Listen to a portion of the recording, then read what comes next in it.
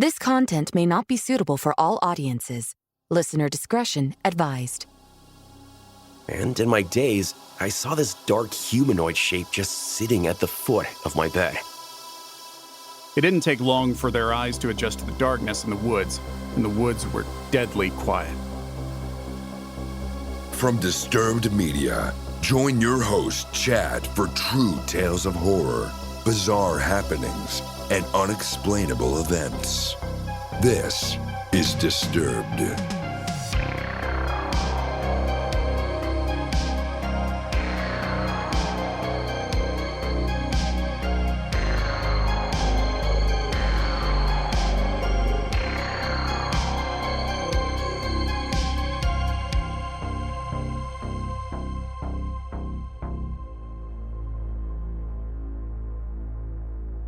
Welcome back in, everyone, and thanks for joining me. This week, I'm bringing you two true horrifying tales and a listener voicemail that are sure to horrify and terrify. So sit back and listen close as we dive into the horror. And we're back after our Thanksgiving break, hoping you all had some good food and good times with family. But it's time to get back to the creepy stuff. So let's get to it. We open the show with an anonymous email submission featuring voice work by Matt Bradford. This all started my junior year of university in 2021. Now, for privacy reasons, I will not be disclosing any information regarding where I go to school. Now, during my junior year, there were a lot of strange things that happened in my campus apartment whenever I was alone during long breaks, such as winter break, which was a month long, and during this time the majority of students would have gone home. But our university allows students to stay if they choose to, and of course, I always chose to stay. The first incident occurred halfway into our winter break at around 1 a.m. I had invited a friend over to hang out, since it was just the two of us who had decided to stay in the town where we went for university while everyone else we knew had gone back home for the holidays. We spent much of the night just watching Netflix and chatting about life, university, and other topics. But as we were talking, we both heard a loud reek, just like in those horror movies, slow and eerily quiet, but then a sudden slamming of the door. At this moment, we both looked at each other with that expression on our face like, "Did you just hear that?" And having watched many horror movies before, we were a bit spooked. And me being me, I got up and we both went to check out the noise. To my surprise, the door in my room had shut. As a side note, I always leave my door open unless I'm there. As I opened the door and looked throughout my room, everything was fine. Nothing was strange. The window was still shut and locked, and no matter how much I looked around, there was no way my door could have just closed on its own, since I've left it open many times before and had never done this either, even on days when the window was open. So we both decided to ignore it and went back to the living room and continue our conversation. As we continued talking, and 1 hour since we'd propped the door back open again, the door slammed shut once more in the same manner. Now, me and my friend were both spooked. We had just investigated and found nothing strange in my room. No one was around either since it was the middle of the winter break, and there wasn't anyone else in the apartment room but us. Looking at each other, we both decided that it was probably time to call it a night and head off to bed. My friend stayed the night and slept on the couch, while I went back into my room and slept there that night. I know, kinda stupid, but seeing as how nothing else happened other than the door slamming itself shut, I thought nothing of it, and fortunately the rest of the night went smoothly. After that incident, my buddy stayed away for about a week before we hung out again, and once again the door slammed itself shut. Although this time it was much earlier, and having just gone through this before, we decided to call it a night and just leave it at that. The second incident occurred during spring break, in which most students would have either left or made vacation plans since it was a week-long break. Me, being who I was, I chose to stay on campus in my apartment and work at my job in order to save up. Well, one night after working and just chilling and hanging out for a bit, it was roughly 1 a.m. when I decided to call it a night and head to bed. Because I was sleeping alone and after all those encounters, I decided to keep the lights on in my room. Now, shortly after having just fallen asleep, I woke up. Note, I'm a lucid and somewhat light sleeper, so I can differentiate between when I'm asleep and not, as well as being fully aware in my sleep that I am asleep. Well, I woke up half conscious and half unconscious. I was still a bit drowsy, and in my daze, I saw this dark humanoid shape just sitting at the foot of my bed. Kind of like a dark, hazy figure that you can clearly see but can't quite make out. Somewhat like how your shadow looks, except it was three-dimensional. And although I couldn't see its face or make out its features, I knew in my head that it was looking at me and could hear it talking to me. Since I was still tired and dazed, I didn't reply or converse with it, but instead just kind of dazingly followed what it told me. This was the conversation. The thing said, "Oh, seems like you're awake. Well, that makes my job a lot easier. Can you please lift up your arms for me?" Well, me being tired and just wanting to go back to sleep, I obliged and slowly lifted up each of my arms as it said so. And while I did, it seemed to have slipped something underneath each arm. Once it was done, it just said, "You may go back to sleep now. Sorry for disturbing you." And that was the end of it. I put my arms back down and closed my eyes and went back to sleep, not even giving it a second thought. Well, the next morning when I woke up, I found it strange and checked underneath my arms, but saw nothing. And since the dark figure didn't seem to have any ill intentions or give off any sort of scary vibes, I just kind of chalked it up to nothing more than an odd encounter. Nothing too frightening. Well, the third encounter, this one's a little more humorous as I was too tired to deal with whatever it was. Once again, I was alone in my apartment and just come home from a night shift at my job. You see, I tend to work the night shifts as I have class in the morning. This way I can spend my afternoon finishing homework and studying. After having eaten and given myself a few hours to play some games with friends until around 1 a.m., I decided to call it a night and head to bed. Unlike the last encounter, this time I had the lights off as I went to sleep since I was seriously tired out by the long day, and it didn't take me long to fall asleep. Well, shortly after 3 a.m., I heard the sound of my keys jingling. Well, to give you a bit of background, I usually keep my keys in a little bowl on my desk beside my bed. And on this particular night, I'd placed my keys at the bottom of the bowl with all my pens on top of it. So if someone were to take my keys out, they wouldn't be able to do so without rattling all the pens on top of it, or else they'd have to remove the pens before being able to take out the keys quietly. So as I was sleeping, I heard the light jingle of my keys. And in my mind at that point, I was just thinking to myself, "Oh God, please no, not tonight. I'm way too tired to deal with this right now." And truth be told, I was really exhausted and just couldn't care enough to deal with whatever it was that had begun jingling my keys around in the dark. Because I was so tired and my body just didn't want to get up and out of bed, I just laid there and told myself not to open my eyes in case it was leaning over me in fear of what I might end up seeing in the dark, and told myself, "Please, not tonight. I'm too tired. Can we do this some other time?" But as I thought that, the keys just kept jingling. And finally, I got fed up and decided to go back to bed, thinking to myself, "All right, fine. If I'm going to go, I want it to at least be on my terms, in my sleep. Do whatever you want, just let me rest. If not, it'll be morning soon anyways, and I'll just check it out when I wake up." After having told myself that, I went back to sleep as the jingling continued. That whole incident occurred over maybe like 4 minutes, and during that time, the sound never got closer or more intense. It stayed in the same position and intensity. Before I knew it, I'd fallen back asleep, and within a few hours, the sun was shining through my window.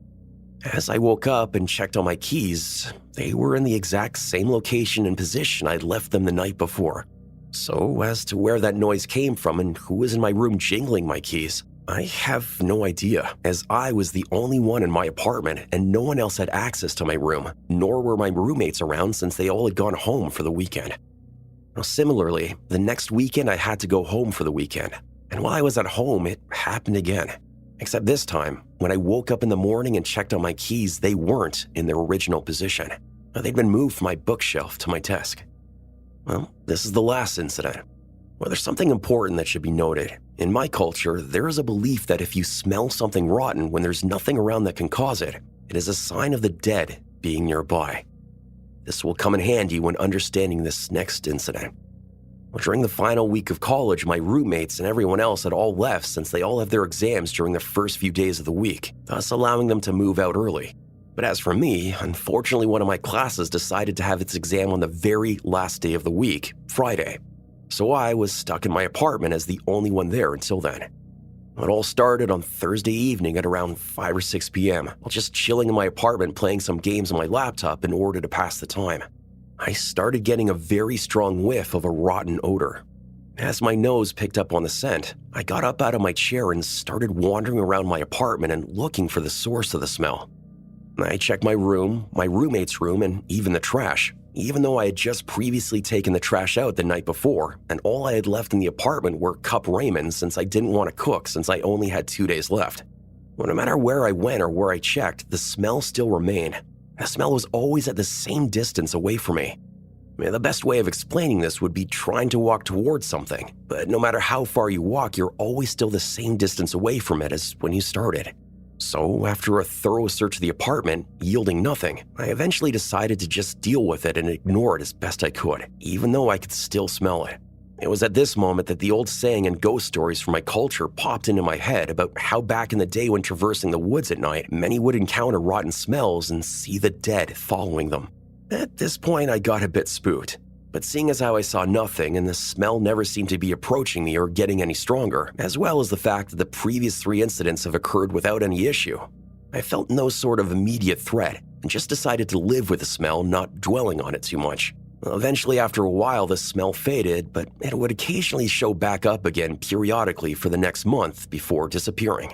On my final day, when I was finally moving out of my apartment, my buddy who had spent Christmas break with me came back over. And before he came back over, I had started smelling it again. So when he came, I asked him if he smelled what I was smelling, and he told me he couldn't, and asked if everything was okay. Well, since he's from the same cultural heritage, he was also well aware of what it meant to smell something rotten when there's nothing rotten around. And having experienced some of the things in my apartment himself, he didn't doubt me as much. But yeah, this smell followed me for a while, and when I consulted my parents, they never really did give me a clear answer. They just asked if anything happened directly to me, and since nothing did, they just ignored it as well. So, as a final note, my buddy shared with me and the rest of our friends the story of a potential but unconfirmed death that happened at our apartment building. He wasn't sure which room it happened in as it was many years ago. My buddy is older than us and also a student at the same university. When I heard this story, the natural thing I did was went online and started scouring the internet for news about anything about this potential death at the on-campus apartment in which I lived. After multiple searches, I did come across an old article from 2012 or 13 of a male student being found unconscious on the floor of his apartment. Well, as the story goes, his roommates all left to return home over the weekend, leaving him alone in that apartment. And when the first of his roommates returned, they found him unconscious on the floor. The cops were called and the student was taken away the following morning. As to what happened, or if the student passed away, or what room he was in, that wasn't stated since the article only had a paragraph on the situation. But judging by the article and how he'd been unconscious on the floor until the following Sunday when his roommate returned to find him, I would assume that chances are highly likely he could have passed away. So, in short, I never got any answers as to what was doing those things in my room or who that nightly visitor was. So if there's any chance you have an idea what it was or could have been, I would love to hear it.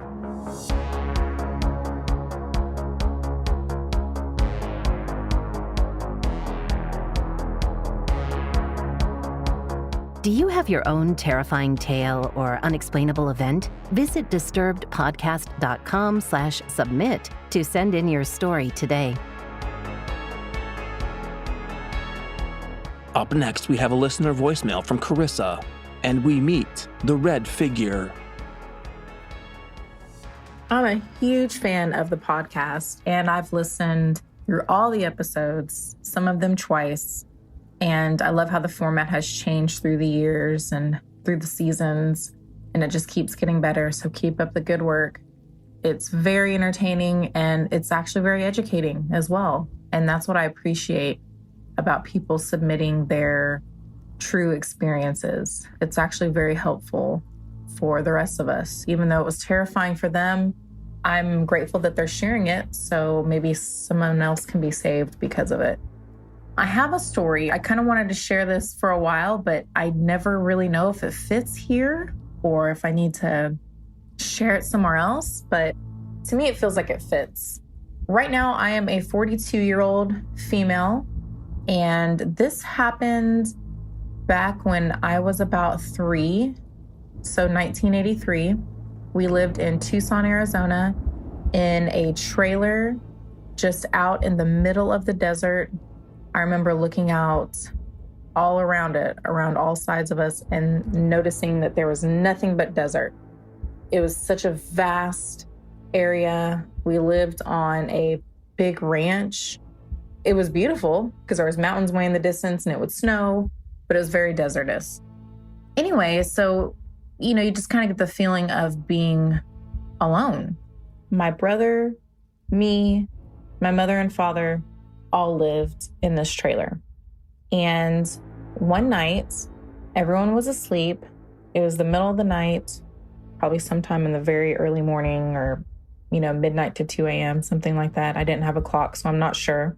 But I remember just waking up. And before I go into that, let me explain the way our trailer was. So my brother and I slept on bunk beds. I was on the bottom because I was younger and my brother was on top. And our door was usually slightly open and you could look down the hallway. Our beds were faced in such a way where we could see down that hallway outside the door. Straight down the hallway was our parents' room and their door was usually open, and it was this night as well. So I remember just waking up suddenly and I felt very awake. I didn't feel like I was asleep or dreaming or tired. I was very awake. And I remember looking into our parents' bedroom, and from the left-hand side, which was against, the wall where you couldn't see, emerges this red figure. Not like fiery red, not shadowy, not smoky, but solid red. Maybe like if those laser pointers were in the shape of a human silhouette. And it was a man. It looked like a man. It felt like a man. So that figure came walking from one end behind the door to in front of the door, across the doorway, all the way towards my parents' bedroom, or their bed, where their bed was in the room. And that was it. I didn't see it again. I didn't hear anything, nothing after that. And it was just silent for a minute.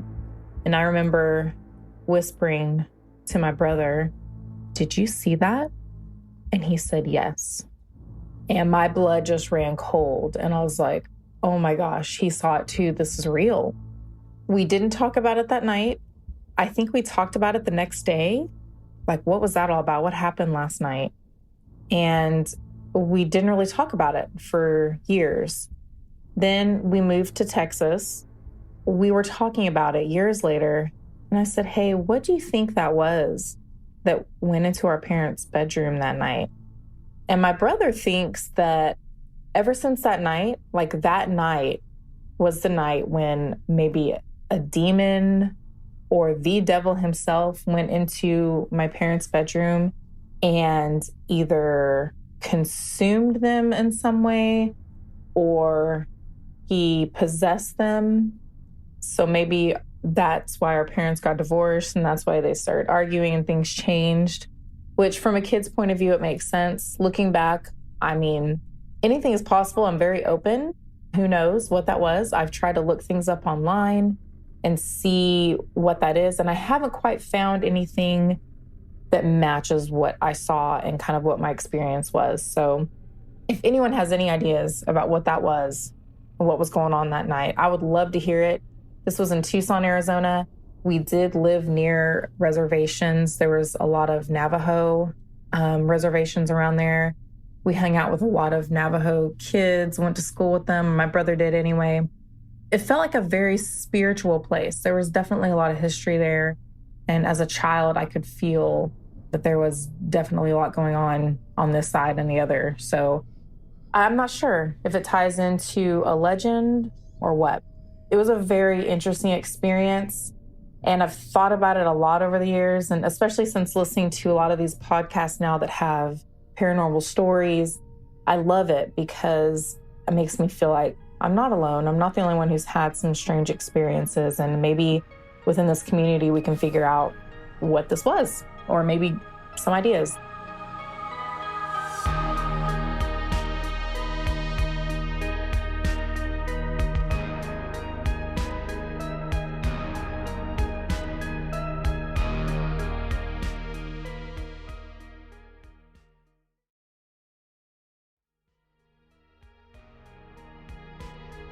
You're listening to Disturbed.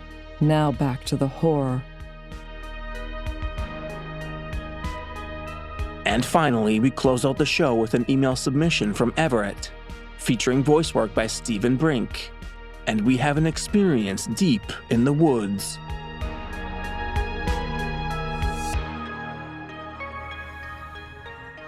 This took place in Mainz-Gonsenheim, September 1981, a year after I arrived in Germany.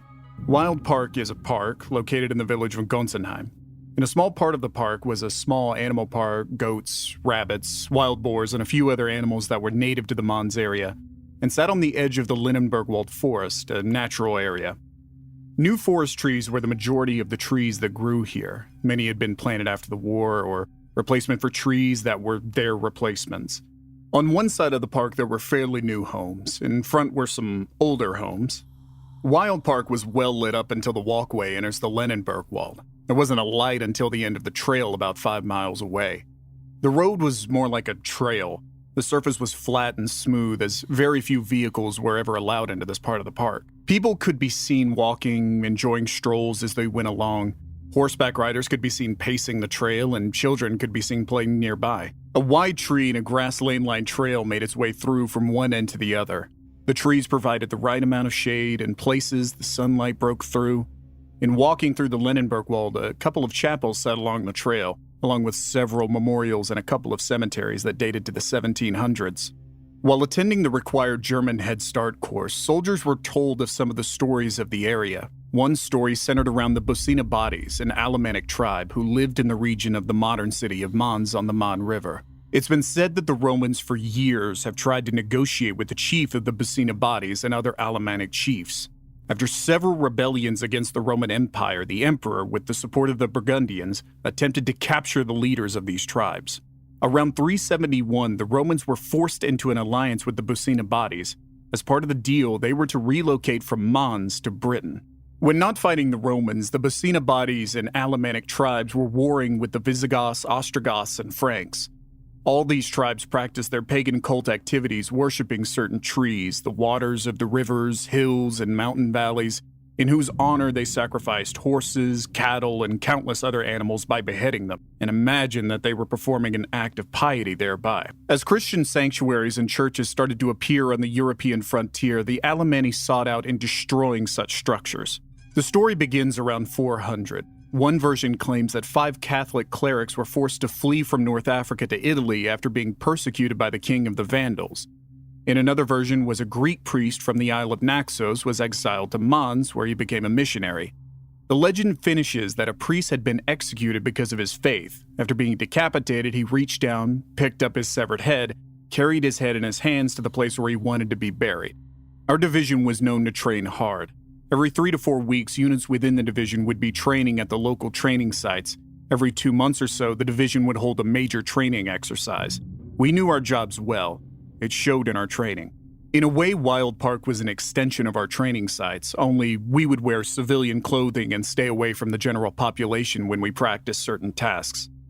The park was off-limits for any formal military training. Off-duty, we would find ways to fine-tune our skills. It had been a long 5 weeks in the field for our brigade, and this was the first weekend that the soldiers would have had off in all that time. Coming off of maneuvers and being locked into training, soldiers have a tendency to be a little wild as they release their tensions and let off some built-up hostilities. This caused some soldiers to get into a little trouble on and off post. The majority of the brigade set their sights upon Mainz, Wiesbaden, and Frankfurt am Main, where the clubs would be overflowing with returning soldiers. Additional policing was brought in to handle any issues. There were several soldiers who would head out from some of the smaller communities where few Americans ventured for the quietness and low-key atmosphere. Bodenheim was one of those communities. Located along the Rhine River about 7.5 miles south of Mainz, a 30-minute train ride, walking through Lindenbergwald took off about 2 miles. Seaton and I had stumbled upon the village by accident while hiking through Wild Park one day when we decided to check out the end of the trail. This was the only way we know of getting to the village, and by walking to Bodenheim, it gave us a reason to do some exercise over the weekend. So many times we would head out to Bodenheim to visit one of the many guest houses to avoid seeing a fight or trouble in Mons, or watching soldiers doing something that would get them into trouble. It wasn't long before Seaton and I were joined by Brent, Gamble, and Hurd, who had the same interest in Volksmarching. The 5.5 hike to Bodenheim was great in getting into condition for Volksmarching. There was always a Volksmarch going on somewhere in Germany, a great way to see Germany and to meet the local citizens. After a while, we called ourselves a Volksmarching Club. We got to know the trail, where we could walk over it blindfolded from end to end. Our hikes to Bodenheim were an excuse to do some physical training and to go and watch the barges going up and down the Rhine, get a good German meal, throw back a couple of beers, and to work the meal and drinks off hiking home. All our trips were done on a Saturday midday. On Fridays, it was too late to take the hike. By the time we got off duty, cleaned up, and changed, it was getting late. On the weekends and holidays, we knew we could do this in our pleasure and not having to worry about rushing. Towards the end of the training exercise, everyone started to make plans on what they were going to do upon returning to the garrison, a motivation factor to get through the last days of the field. Plans were defined as we cleaned equipment, made repairs, stood inspections, and got everything stored away. Usually this was all done by Friday, with the possibility of enjoying a long weekend, with the exception of those who had duties to be performed. Law enforcement, clubs, and other businesses were also busy making plans for the influx of patrons. As soon as the soldiers were released, there were 20 taxis lined up outside the gate. As soon as one pulled up, another was taking its place. Soon lines were forming at the taxi stand and the Straßenbahn stop. Everyone was out to have a great time, even if we had to pay for it in the morning. As the 5 of us exited the post gates, we headed away from the gate, around the corner, and down a block before turning towards the wild park. The weather was great, not a cloud in the sky. If it was any other way, we had no backup plan. In walking through the park, German and American families were enjoying a last-minute ramp before retiring for the evening. We knew that when we came back through in a couple of hours, there wasn't going to be a soul around. With the exception of myself, the others were infantrymen and I was a maintenance clerk, with the additional duties of orderly while in the field. As we walked through the park, the main topic of conversation was recalling the recent field exercise. We spoke of everything that took place, and I could only respond to what I heard on the radio, and small talk in the command center, which was very little. Most of the information was to remain in the center. Once in a while, they would ask me if I came across any good intel that can enlighten them in the future. Most of what I heard was confidential. By the time we reached Bodenheim, we were famished. Our favorite guest house was a block away. At the door, we could taste the Jäger Schnitzel already. Since we'd been coming here for a while, we had our own Stammtisch table. We knew what we wanted before entering. There was no need to read the menu by the door. Walking in, and we went straight to our table. As we walked past the innkeeper, he held up his thumb. Everyone responded with the same, followed by "Ein Bier bitte," 1 beer, please. In no time, the Kellnerin, the waitress, was sitting 5 beers on the table. "This is not Saturday. Are you now training on Fridays for the People's March?" 9. No. "We're just done with the maneuvers and we came here for the quiet," was our reply. After a relaxing beer, we ordered our meal, followed by a few more beers. As the evening went on, we continued recalling the events of our training when someone started to get too loud. The others would remind the offender that we were in public and to use our inside voice. They would call the Kellnerin over and asked if they could apologize for the outburst and would try to keep themselves under better control. As she did, they looked around. The German patrons would lift their glasses and said, "Not a problem, we were not offended." It was 10 p.m. when we stopped drinking beer and switched to water to allow our meal to absorb the alcohol. We were enjoying our evening. Before we knew it, the innkeeper was going around telling everyone, "Gasthaus, we will be closing soon, so please finish your drinks so we can lock up. Thank you." Our plan was to come and have a few beers and a meal, then leave. We didn't expect to be there until closing time. The innkeeper came to the table and stated, "My friends, you may have had a bit too much to drink. I hope that you're not driving, so let me call a taxi for you." "Thank you, but no, we'll walk back. The night air will do us some good." The walk back to Gossenheim would do us some good. Besides, we have no car, and we needed to walk off the wonderful meal and what beer was left in our system. Besides, this would assist us with our Volksmarching training. As long as we were standing and not falling over, we knew we would be fine. We all shook hands, and then we stepped out the door. "Till next time," we said as we departed. The breeze that came off the Rhine was cold. None of us thought to bring a coat with us. Of course, we didn't plan on staying out this late.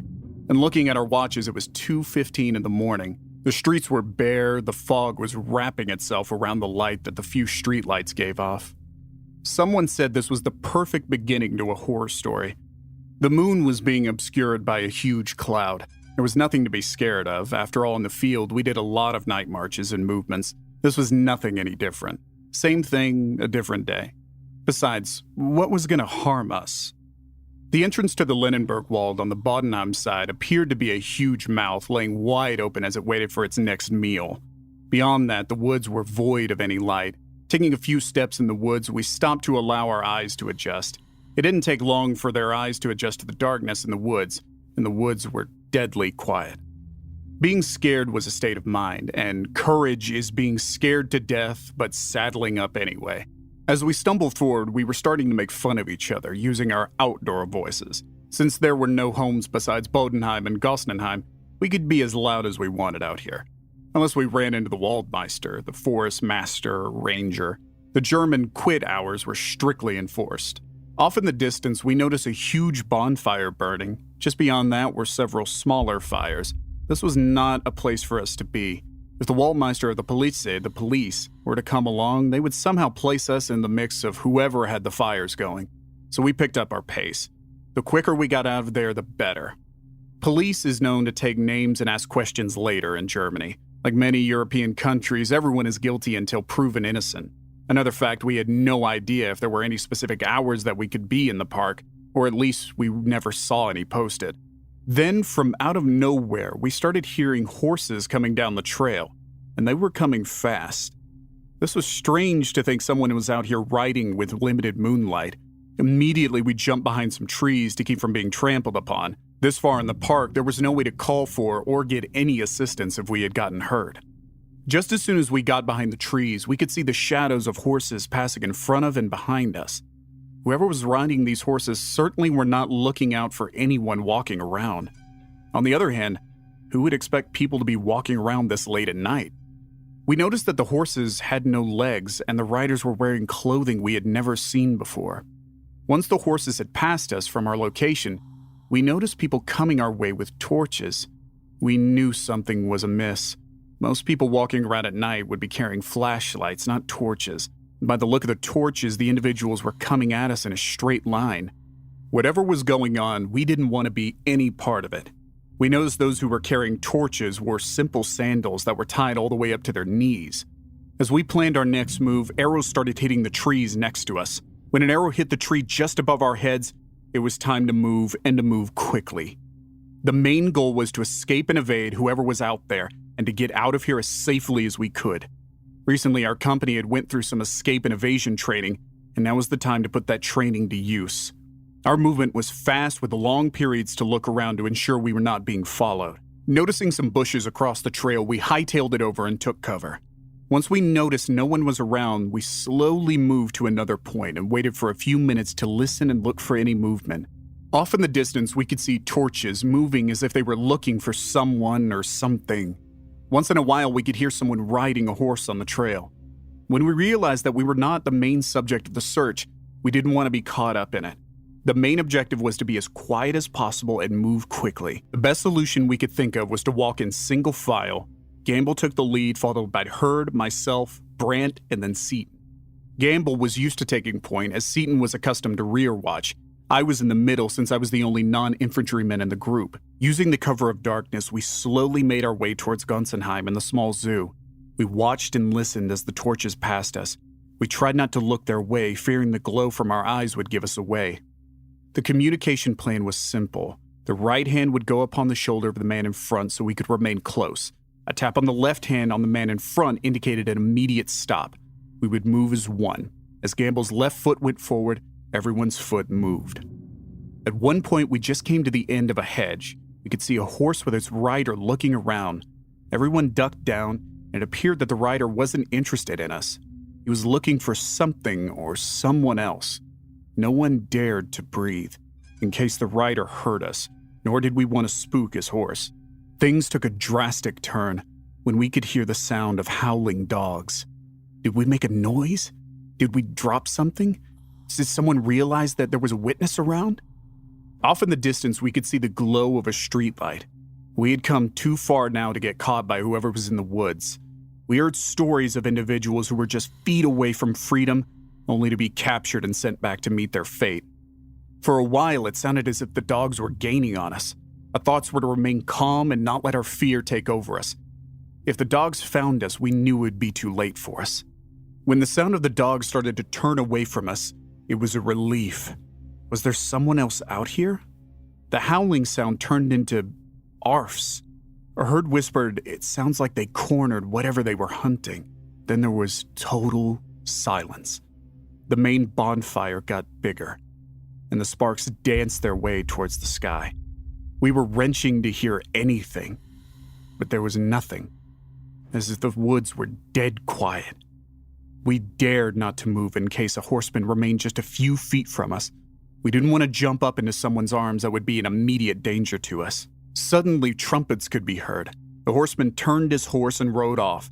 Behind us, the sound of footsteps could be heard as if they all headed to the sound of the trumpet. Waiting a few minutes to ensure the coast was clear, we jumped up and started to run. We still had over halfway to go. As we ran, it was with a quick look over our shoulder. Brandon had gotten ahead of everyone else before we found a spot that was well concealed where we could rest. Gamble was running past Brant when he reached out and grabbed Gamble. With all his might, Gamble started to yell for help. This got the rest of us to move much faster. Before being released earlier that day, the commander and first sergeant stressed, if you go out tonight and do any drinking, make sure you have a battle buddy with you, and don't let anything happen to your battle buddy. Covering Gamble's mouth, Brant whispered, "Quiet, fool. We'll have everyone in these woods upon us in no time, do you understand?" Gamble nodded his head. As then we started to run past, Brand shouted out, "Over here!" We started to take a few minutes to catch our breath and gather our thoughts. Suddenly, we heard a bone-chilling scream. After hearing the scream, the woods were again dead silent. This had gotten our immediate attention. We strained to hear any noise as we looked about for any movement. This wasn't a good time to be caught off guard, not a good time to be complacent. Most mistakes and injuries take place at the end of our mission or tour of duty. We waited for a while, then we decided to walk down the middle of the trail. If anything came after us, we could run up the trail and jump off to hide behind one of the many trees. If someone came towards us, our only hope was to jump into the woods and try to circle back. Our minds weren't thinking very clearly. We noticed that the fires had died down, but that didn't mean we were out of danger. As we started to move, we could hear someone shuffling along the trail behind us. The steps were slow and even. We ducked behind some bushes waiting for whoever it was to pass. The steps got closer. Our breathing slowed, not to alert the individual that was coming upon us. When the individual walked past us, we noticed whoever it was had been decapitated. The clothing resembled the garments of around 400 to 900, or even later. From drawings we had seen, as the individual walked past us, we noticed the individual was carrying his severed head in his hands, close to chest height. We watched as this individual continued down the road, and within a couple of minutes, whoever it was had vanished. Stepping out of the secluded area, we recognized that there were no more torches in the woods, but that didn't mean there were still individuals roaming the woods. We tried to decide what our next move would be. We could either wait for daylight, stay in the woods, or we could take a chance and move up the trail. We all agreed to take a chance and make up the trail. At a half walk and run, we continued to move toward the other end of the park. Finally, we made it to the little zoo. We were home safe. Just as soon as we were out of the woods, we stepped into the dimly lit village street at a fast pace towards our barracks. Nothing was going to stop us. It was then we noticed the blue flashing light from a police car. Immediately we stopped. We'd been told that only the guilty run. The police officer asked for our identifications. Seeing 5 young men walking down the street at a fast pace at 4 a.m. was a little suspicious, especially if they were Americans. He started to question us in German, and we indicated that we didn't speak, read, nor wrote German. "That's all right," he said. He spoke English. We were asked where we were coming from and where we were heading. Our answer was we were simply enjoying the evening, out staying away from the other Americans, and were just walking around. Looking at us, he could tell it wasn't a good idea to walk through the woods so late at night. Things happen in there. Even bad things happen in there. Even American soldiers weren't safe in there. We told him that we understood and indicated we weren't in the woods. The officer may not have believed what we said. We weren't even sure if we could believe what we saw back there. With a small smile on the officer's face, we realized that he may have seen us emerge from the park. Besides, not too many people were seen walking around at this hour, and seeing us walk, it was clear that we were Americans who were out for a little mischief. The local police and the military police had extra officers on duty in case of any trouble. After he wrote down our information and released us, we were off towards the barracks, as the officer told us to stay out of the woods. After that night, when we walked in the woods, we never ventured too far off the trail. We made sure we were heading back out as the sun started to set. Our time at the guest house was cut short, so we shouldn't have to go back in the dark. However, one day the innkeeper asked us if we had seen the Businabantes. He could tell by our demeanor and said we should have taken the taxi, like he told us. After time, our hikes into the woods and to Bodenheim became less and less frequent, until we stopped altogether going.